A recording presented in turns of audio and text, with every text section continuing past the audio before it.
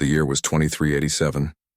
Lieutenant Gina Park stood at attention on the observation deck of the Harmonious Accord, watching the stars streak by as the massive starship cruised through the darkness of space.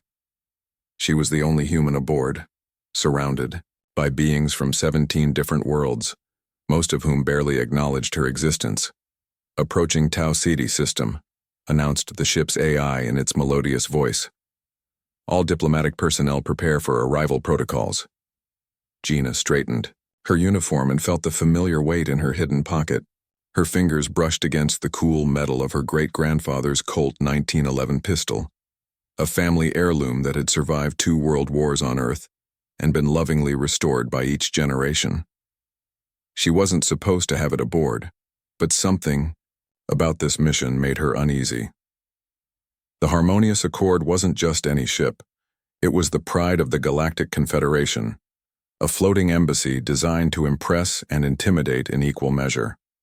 Its gleaming corridors housed representatives from all major spacefaring civilizations, though humans had only recently been granted provisional membership.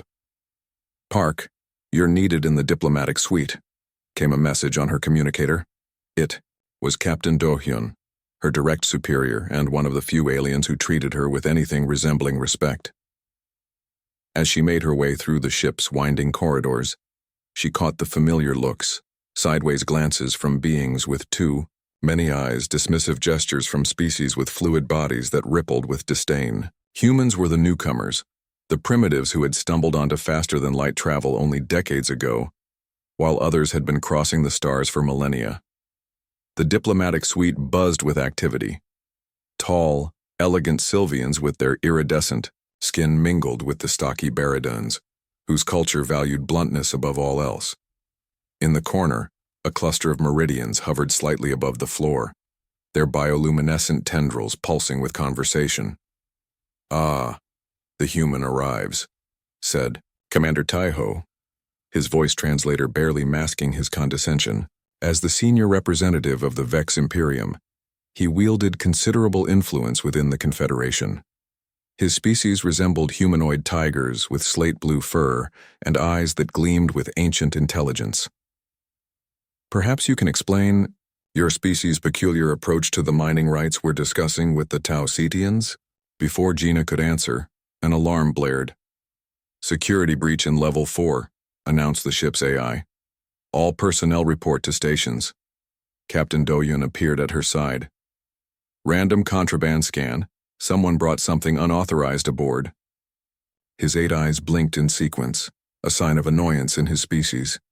"All diplomats must submit to scanning before we enter Tau Ceti space. Political nonsense, but we must comply." Gina felt her heart sink. The pistol. She could try to dispose of it, but the ship's waste reclamation system would detect it immediately. Running would only make things worse. When her turn came, she stood in the scanning chamber, hoping against hope that somehow the ancient weapon would escape detection. The scanner hummed, and then a red light flashed. "Anomaly detected," droned the machine. A security officer approached with a handheld scanner, hovering it over her hidden pocket. "What is this?" The officer extracted the pistol with specialized handling equipment, holding it as if it might explode. Word spread quickly.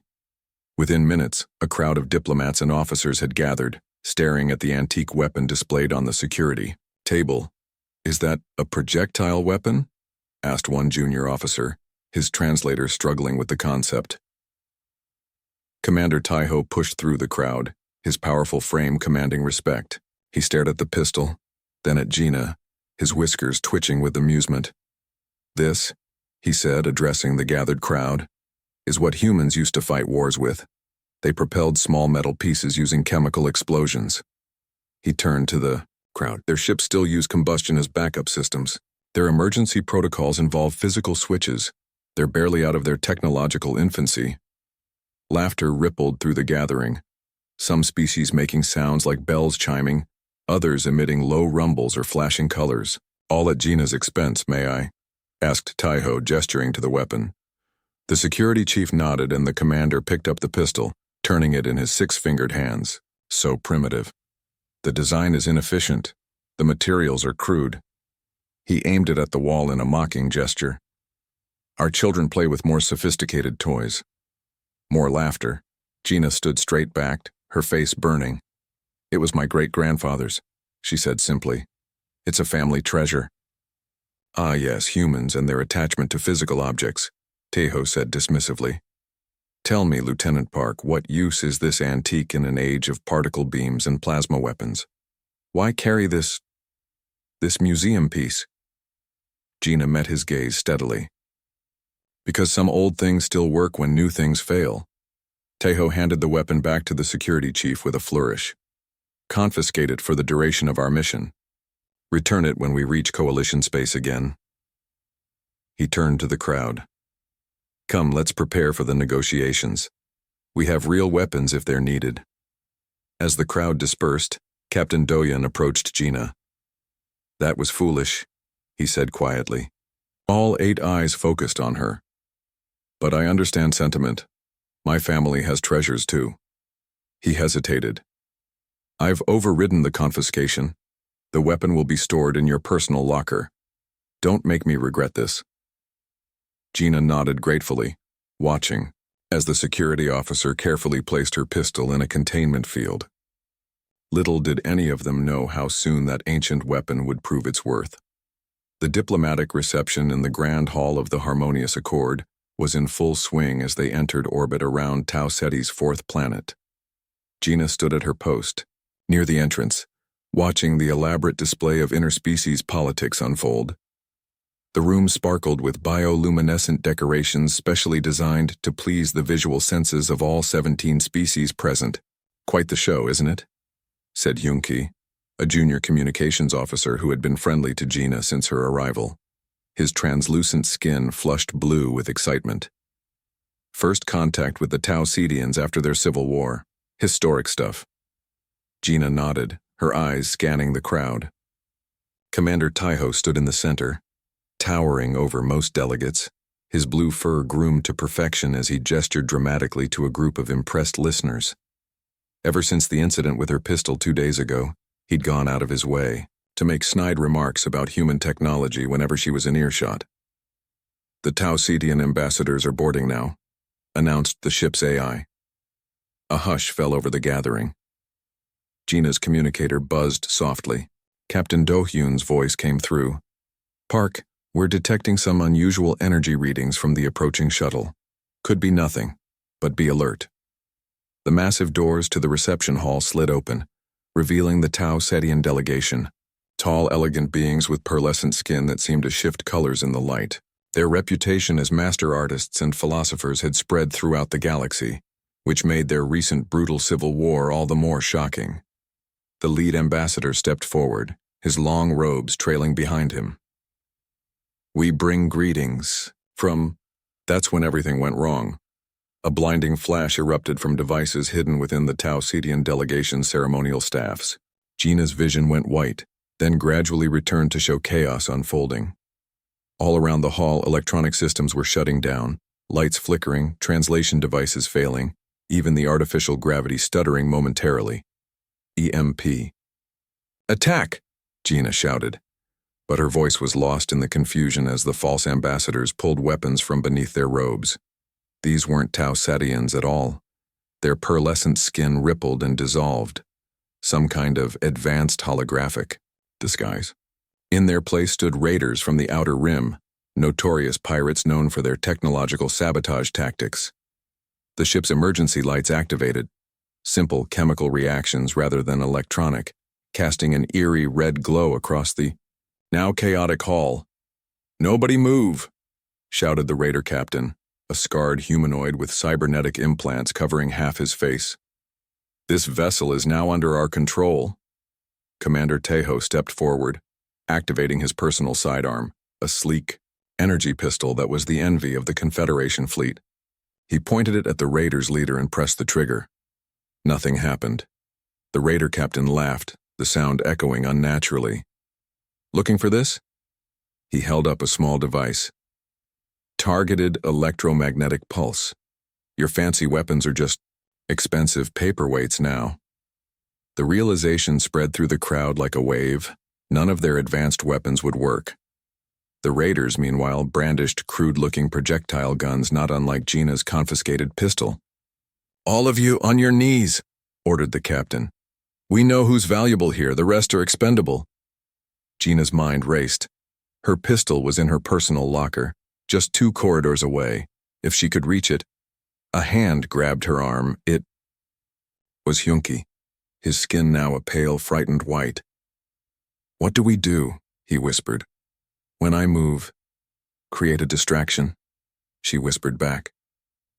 As the raiders began sorting through the diplomats, Gina caught Captain Do-hyun's gaze across the room. With barely perceptible movements, he indicated a service door partially hidden behind a decorative column. Hyunki didn't hesitate. He collapsed to the floor in what appeared to be a seizure, his translucent skin cycling through a rainbow of colors. 2 raiders rushed toward him, and in that moment of confusion, Gina slipped through the shadows to the service door. The corridors beyond were bathed in red emergency lighting. She ran, hearing alarms blaring throughout the ship. The sound of boots echoed from adjoining hallways. More raiders. They had clearly boarded while disguised as the diplomatic party. Reaching her quarters, she pressed her hand against the biometric lock, one of the few systems with mechanical backups. The door slid open just enough for her to squeeze through before jamming. Her locker stood open, the containment field around her pistol disabled by the EMP. She grabbed the EA weapon, checking it with practiced movements. Fully loaded, functional, a relic that had suddenly become the most advanced weapon on the ship. The ship's internal communication system crackled to life, clearly jury-rigged by the raiders. "Attention crew of the Harmonious Accord," came the raider captain's voice. "We now control your vessel. We have your commanding officers hostage. Any resistance will result in executions beginning with Commander Taiho of the Vex Imperium. Surrender all valuable technology and data. And you may yet live." Gina checked the corridor and slipped out. She needed to get back to the reception hall, but a frontal approach would be suicide. Then she remembered the maintenance shafts. Every major ship had them, even one as advanced as the Harmonious Accord. Finding an access point, she pried, opened the panel and crawled inside. The narrow passage was designed for maintenance drones barely big enough for a human.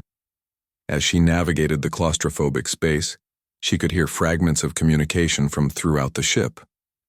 Life support failing on decks 3 through 7. Hostages secured in the main hall. Find the backup systems. She paused at a junction, hearing voices directly below. Through a grate, she could see 2 raiders guarding a group of terrified crew members. "The captain says the humans might have backup tech that still works," said one raider. "Find them first." So they were hunting for humans specifically. Her antique weapon suddenly felt very heavy in her hand. The tables had turned. Now the primitive technology was their only hope. A small sound from behind made her freeze. She turned slowly, her pistol raised, only to find herself face to face with a young alien child hiding in the shaft. The child, she recognized him as Minho from the diplomatic party, put a finger to his lips. "They're looking for you," he whispered, his translator collar somehow still functioning. "I can help." Gina hesitated, then nodded. Sometimes unexpected allies appeared in the darkest moments. "I know another way to the main hall," Minho said. "Follow me." As they crawled deeper into the ship's innards, Gina gripped her antique pistol tightly. The weapon that had been laughed at just days ago was now the one thing that might save them. Minho led the way through the narrow maintenance shafts with surprising confidence. His small body moved effortlessly through spaces that Gina had to squeeze through, his 6-fingered hands finding hidden latches and access points that weren't on any standard ship schematic. "How do you know these passages so well?" Gina whispered, as they paused at a junction. The child's large amber eyes blinked twice, the equivalent of a shrug in his species. "I explore when the adults are busy with their important meetings. Nobody notices a child." His translator collar gave his voice a slight metallic quality, but couldn't hide the intelligence behind his words. They heard boots stomping overhead, and both froze until the sound passed. "You're from Earth," Minho said once they were moving. Again. It wasn't a question. I've studied your world, your animals, your oceans, your buildings that don't change shape with the seasons. There was unmistakable fascination in his voice. Gina nodded, surprised by his interest.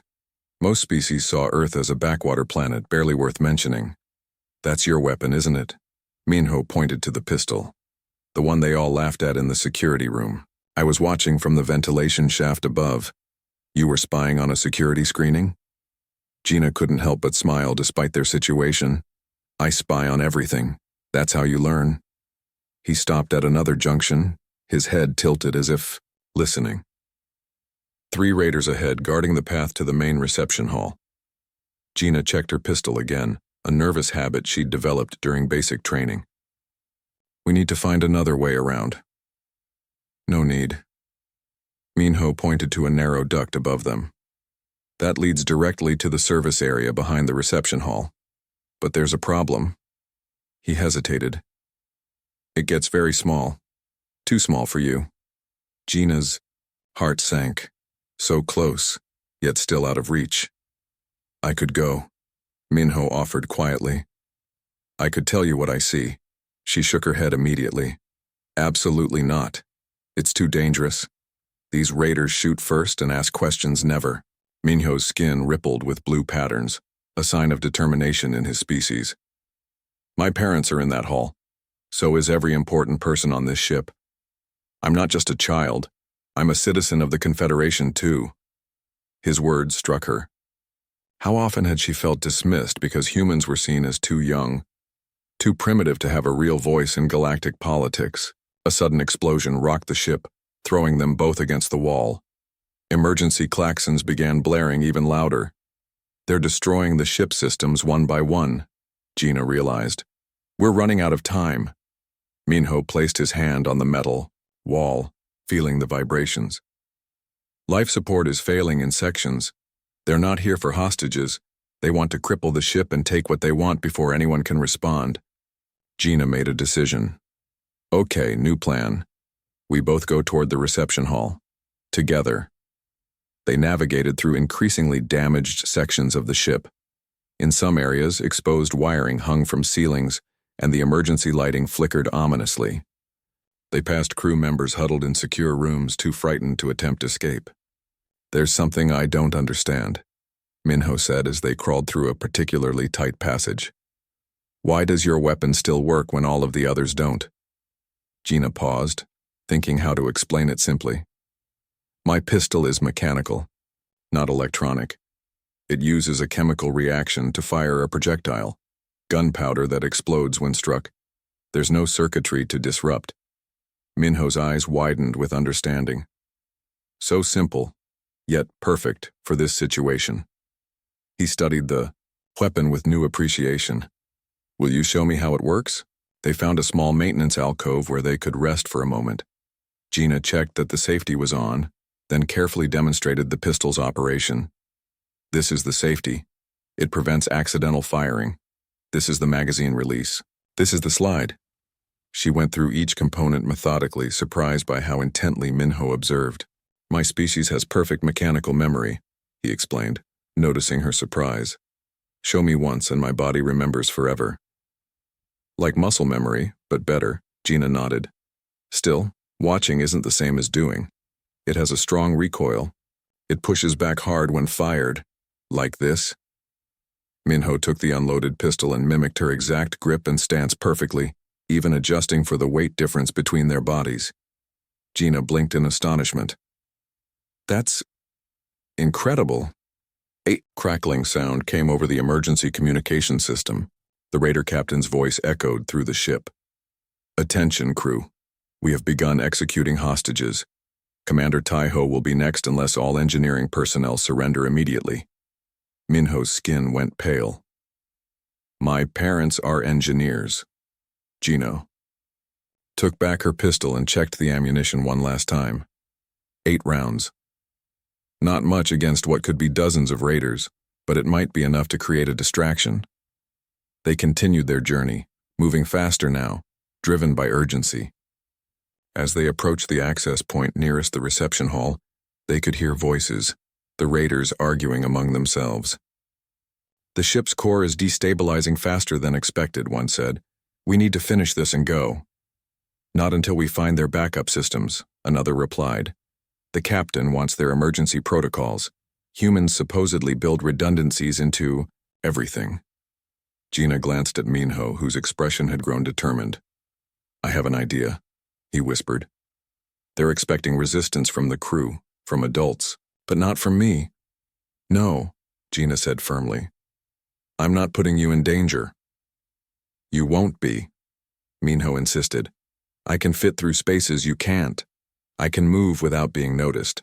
And most importantly, he looked at her pistol. They won't expect me to be armed. That's exactly why I can't let you do this. You're a child who could save everyone on this ship. His voice grew passionate. My whole life I've been told to watch and learn from the advanced species. But today, it's your human technology that might save us. A tremendous crash from the direction of the reception hall cut their argument short. Screams followed. They're starting the executions, Minho whispered, horror in his voice. Gina closed her eyes briefly, weighing impossible choices. Then she looked at the child, really looked at him, and saw not just youth but fierce intelligence and courage. If I let you help, she said slowly, you follow my instructions exactly. No improvising. No heroics. Minho's skin rippled with solemn patterns, I promise. She took a deep breath and made the hardest decision of her career. Here's what we're going to do. The reception hall had transformed from a place of diplomatic ceremony into a nightmare. Hostages sat huddled against the walls, many nursing injuries. The elegant decorations lay shattered on the floor, and the smell of burned circuitry filled the air. Through a small vent above the hall, Gina and Minho could see everything unfolding below. Commander Taiho knelt in the center of the room, his proud posture unbroken despite the situation. The raider captain circled him, twirling a primitive blade, deliberately choosing a weapon that would cause maximum suffering. Your Confederation thinks itself so advanced, the captain was saying, his voice carrying throughout the hall. Your weapons are useless, your shields are down. Your precious technology has abandoned you. Gina studied the scene carefully. She counted 11 raiders visible in the hall, all armed with projectile weapons similar to her own pistol. The captain seemed to be enjoying his moment of power, putting on a show for his crew as much as for the hostages. This is worse than I thought, she whispered to Minho, who hovered at her shoulder. They're going to execute him as an example. She had explained her plan to Minho during their approach. It was risky, perhaps insanely so. But with the ship systems failing and executions beginning, they had run out of options. Ready? She asked, meeting the child's amber eyes. Minho nodded solemnly. His skin had taken on a muted gray tone, the color of absolute focus for his species. He held out his 6-fingered hand, and Gina placed the pistol in it, watching as his fingers adjusted perfectly to the grip, just as she had shown him. Remember, aim for the floor first. The sound alone will create confusion.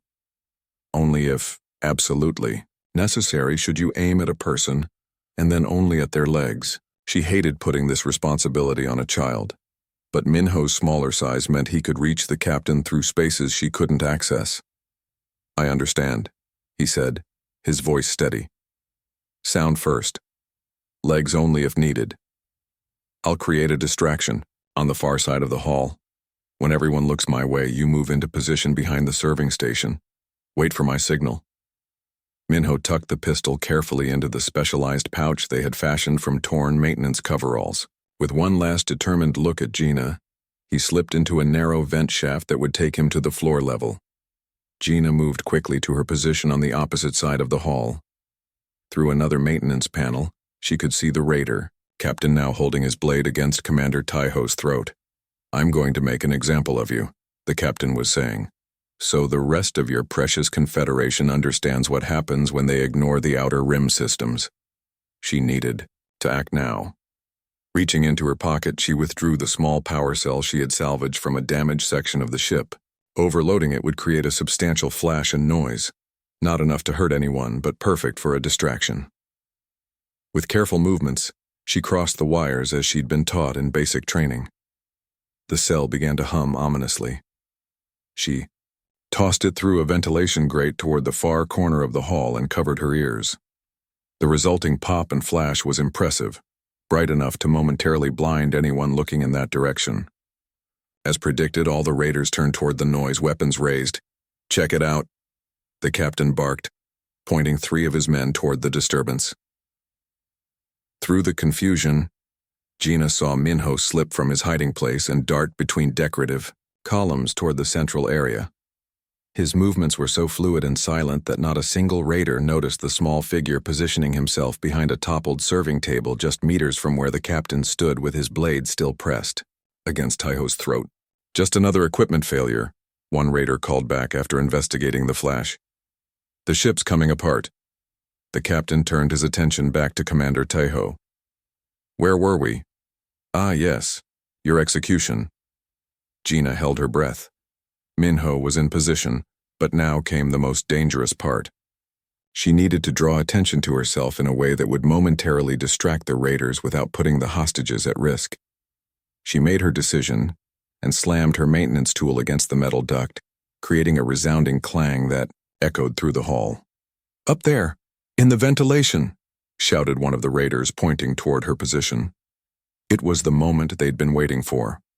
While all eyes turned toward the ceiling where Gina had made the noise, Minho rose from his hiding place.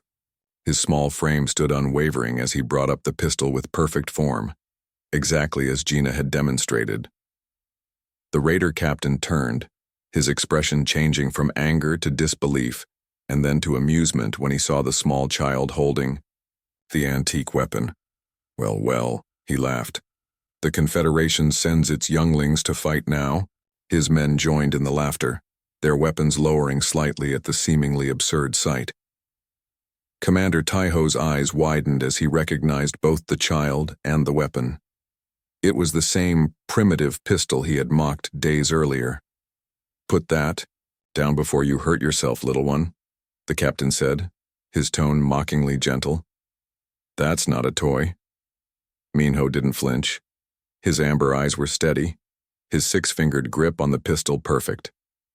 "Release the commander," he said, his translator, color lending an eerie calm to his voice. The captain's mocking smile widened. "Or what? You'll—" Minho pulled the trigger.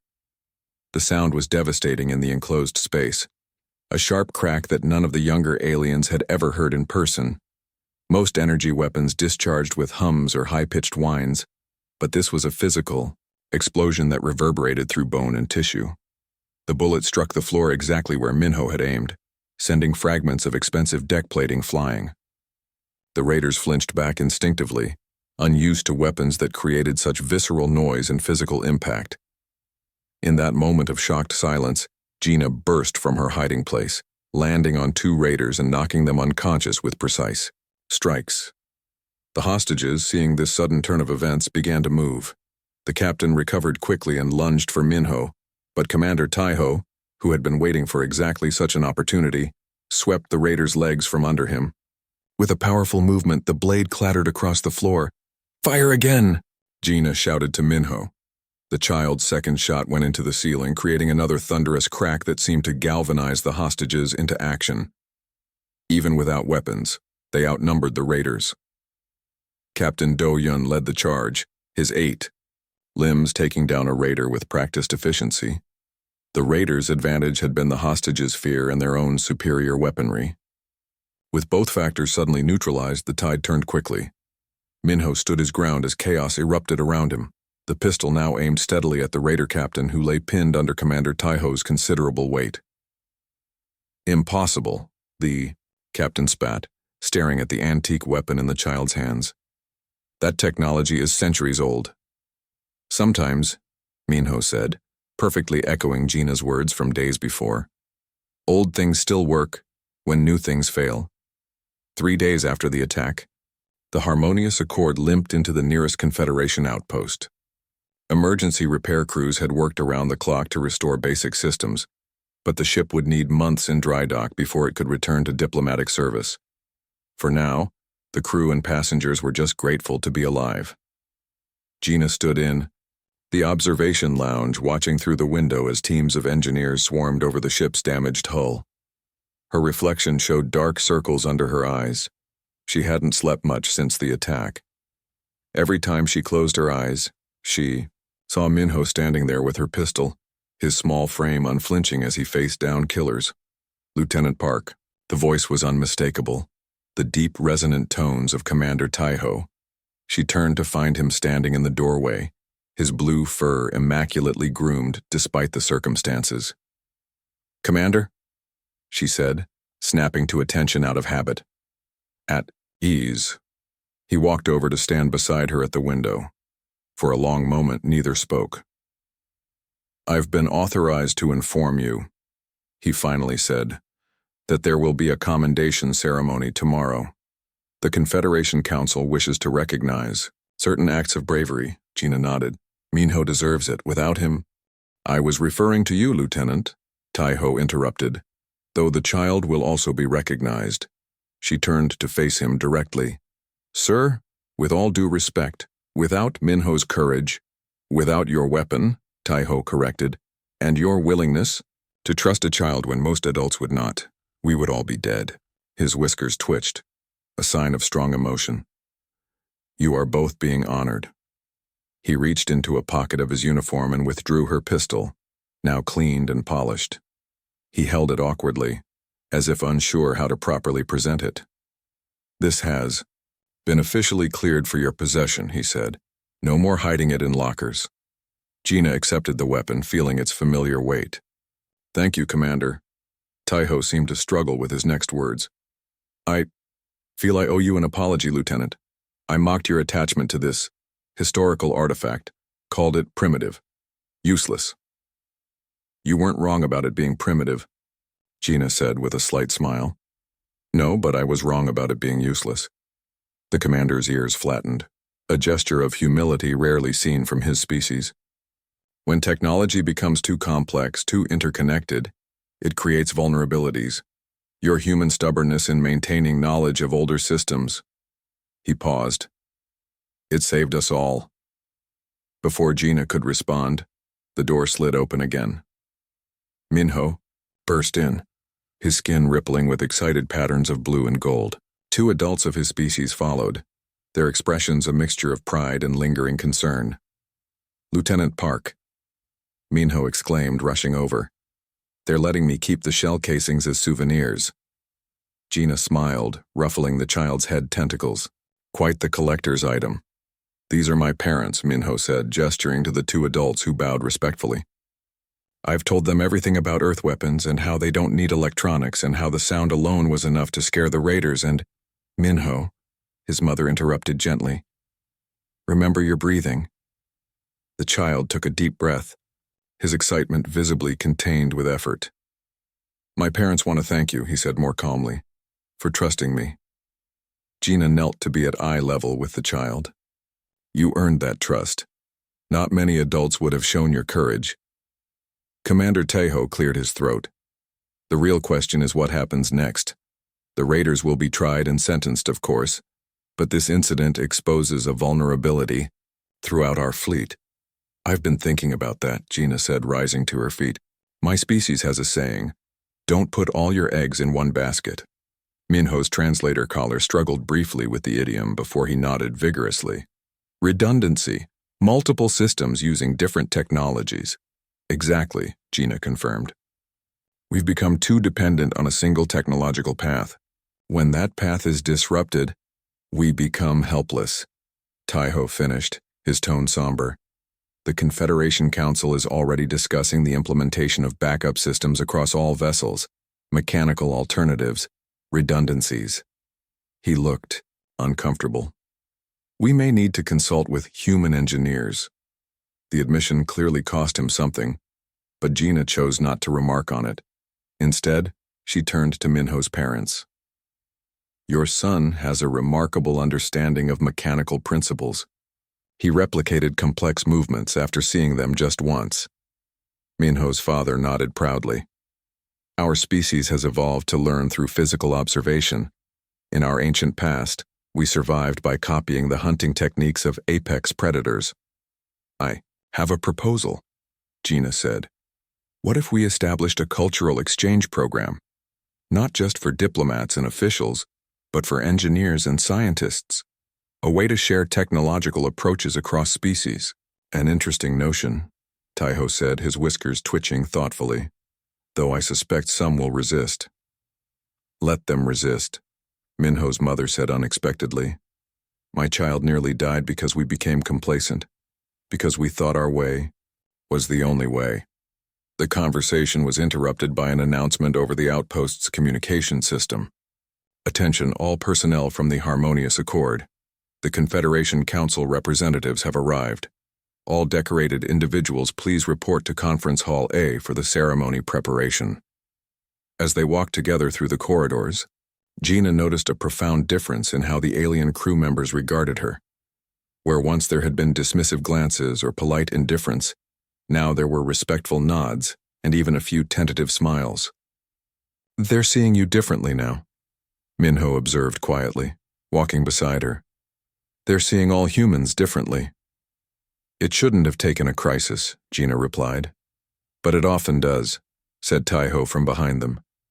Species, like individuals, often learn best through adversity. The conference hall was filled with dignitaries from throughout the sector. At the front of the room stood the Confederation Council representatives, 6 beings from the founding species, their ceremonial robes glittering under the lights. The ceremony began. Gina found herself standing before the assembled crowd alongside Minho. The senior council representative, an ancient Sylvian whose translucent skin had grown cloudy with age, addressed the gathering. Today we honor courage in the face of danger, wisdom in the face of arrogance, and the reminder that progress is not always linear. The Sylvian gestured to a pedestal where, to Gina's surprise, her pistol was displayed. This antique weapon, once mocked as primitive, saved countless lives when our advanced technology failed us. The council representative continued. Lieutenant Gina Park of Earth has proposed a new initiative, a cross-species technological exchange program centered not on our latest advancements but on the foundational technologies that brought each of our civilizations to the stars. Murmurs of approval rippled through the crowd.